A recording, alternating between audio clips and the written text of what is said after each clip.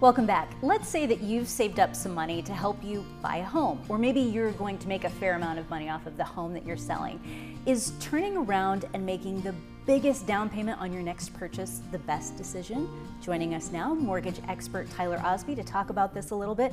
Let's first of all, Tyler, just tell people, what is the down payment? So you got a purchase price, you've got however much money you want to put in the transaction, and you borrow what's left over. That's Okay. the loan amount. So down payment's the difference between the loan and the purchase price. Very good. And I know a lot of times people talk about either they don't have a down payment, what's the smallest down payment, what's a 20% down payment. How would you explain all of that? There's loans that allow you to do as little as no money down, and then there's loans that allow you to put as much money as you want to have down. The 20% down significance is kind of an old wives' tale.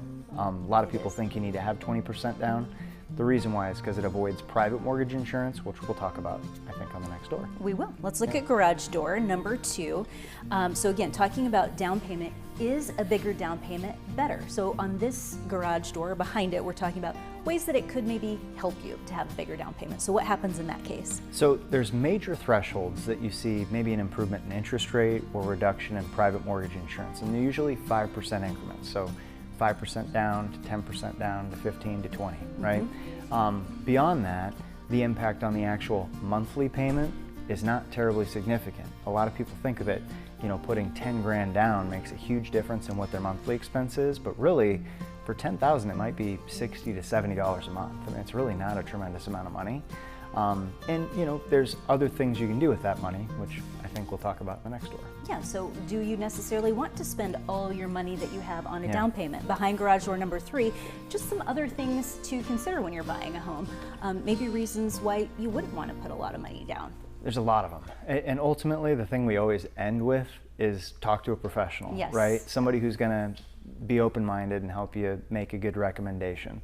But ultimately, there's a lot of stuff that comes up as a homeowner, and I think it's really helpful to have some extra money set aside for that stuff, whether it's repairs or potentially future expenses that come up.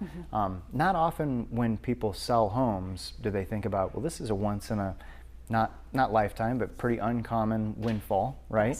Yes. So it's nice to be able to establish some kind of savings or pay off other debt instead of just put it down in the house. So I think the key is talk to an expert and get some personalized advice. All right, Tyler, thank you so much. Thank you. If you would like to share what you've learned here today or check out other HomeWise topics, be sure to visit who13.com.